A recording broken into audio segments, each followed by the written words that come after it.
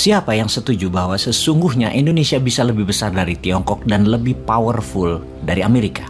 Siapa yang ketika pertanyaan ini diajukan menyalahkan bahwa Indonesia tidak akan mampu karena pemerintahnya korup dan masyarakatnya apatis, masyarakatnya tidak punya kemampuan, juga mengatakan Indonesia tidak akan bisa maju dengan memberikan banyak alasan lainnya. Anda yang mengatakan hal tersebut dinamakan kaum penuduh, blamer. Bagi para blamer, ahli penuduh dan ahli penghakiman, silahkan Anda melakukan apa yang menjadi keterampilan Anda, bahkan beberapa pakai ayat untuk menuduhnya. Tapi bagi New Mind, tetap tidak akan terpengaruh demi membuat semua orang memahami arti bernegara yang benar dan menyadari kekuatan Indonesia sesungguhnya berada di atas Tiongkok dan berada di atas Amerika. Kita tahu bahwa sampai pejabatnya saat ini pun terbelenggu langkahnya karena begitu terkagum-kagum dengan Tiongkok dan dengan Amerika, hingga otak dan tindakan mereka menjadi sangat takut dan manut dengan dua negara tersebut. Yang ditiru adalah perintah dari dua negara tersebut, bukan sistem yang positif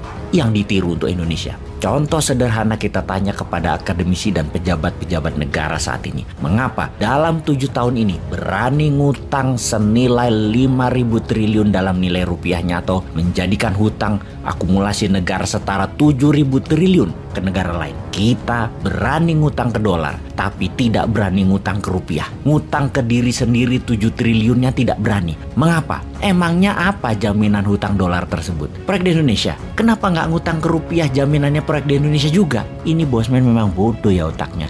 Ilmunya cetek kali ya, sehingga sulit memahami hutang dolar senilai 7.000 triliun adalah yang benar, bukan hutang ke rupiah ke negara sendiri yang terbenar. Atau pejabatnya memang ngerti bahwa kita bisa ngutang ke rupiah, bisa ngutang ke diri sendiri, tapi karena ada doktrin di kepalanya, ada benefit apalah gitu untuk dirinya, atau ada pemahaman yang dipropagandakan sudah masuk ke kepalanya hingga hutang dolar tidak bisa ditawar lagi. Hutang dolar adalah wajib. Sehubungan dengan itu, setelah kita sering menceritakan ancaman dari pinjaman hutang proyek dari Tiongkok, kita akan mendiskusikan tentang Amerika sekarang. Amerika dan Tiongkok memang fasad atau tampak muka rumah mereka didesain terlihat keren, mewah, anggun, mengagumkan, dikelilingi satpam dengan senjata lengkap, dengan segala macam fasilitas yang ada. Kita dibuat kagum dengan fasad dan eksterior Tiongkok dan Amerika tersebut. Halaman depan rumah kedua negara tersebut keren, namun di dalamnya atap jebol, saluran air mampet, pengap, dan banyak keburukan lainnya yang tidak diketahui ada di sana. Banyak yang berpikir kemewahan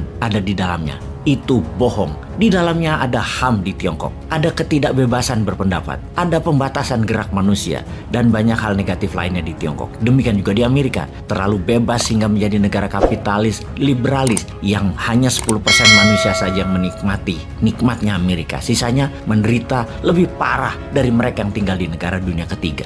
Kita akan bahas bubble-nya Amerika yang setiap saat meledak. Kita bahas agar kita mendapatkan pemahaman bahwa sesungguhnya untuk membuat Indonesia menjadi negara nomor 1 adalah sekarang masanya. Kita akan membahas 7 hal yang membuktikan bahwa Amerika hidup di dalam bubble yang siap meletus dan dibungkus dengan American movie, yang dibungkus dengan American song, dan dibungkus dengan American politician yang mengatakan bahwa Amerika adalah the greatest country in the world. Sekali lagi, kita fokuskan perkataan bubble yang dibungkus. Namun kenyataannya ada 7 masalah serius yang terjadi di Amerika sejak dulu dan sudah mendekati puncaknya untuk meledak saat-saat ini. Untuk itulah video ke depan kita akan membahas 7 alasan yang membuktikan bahwa Amerika bukan the greatest country in the world. Siapa yang mengatakan Amerika negara terbesar di dunia? Yang mengatakan adalah diri mereka sendiri, klaim mereka sendiri, sistem mereka sendiri dengan dibungkus oleh film Hollywood utamanya. Film seperti Top Gun, Transformer, American Sniper, Pearl Harbor, Independence Day, semacam itu mengagungkan kekuatan militer Amerika dan mensahkan kekerasan Amerika. Film Hollywood juga membingkai cara dunia melihat bangsa lain. Film Hollywood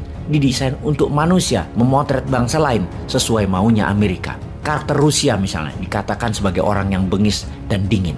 Orang dari Afrika sebagai orang yang kotor, korup, dan miskin. Orang dari Amerika Latin sebagai kriminal narkoba. Orang dari India sebagai orang yang licik dan bodoh. Orang Timur Tengah sebagai teroris. Dan jutaan bahkan miliaran manusia di dunia menjadi percaya informasi Hollywood ini. Pesannya di belakang itu semua jelas. Amerika adalah bangsa yang terbaik sangat rasis sebenarnya Hollywood itu. Karena memang di belakangnya negara Amerika, khususnya industrial military kompleknya Amerika yang membayar Hollywood billion dollar per tahunnya untuk mengagungkan militer Amerika dan membuat citra tentara Amerika manusia pilihan terbaik, seorang pahlawan. Padahal di balik kepahlawanan yang diglorifikasi Hollywood tersebut, tentara Amerika meledakkan bom atas manusia yang tak berdosa di banyak negara.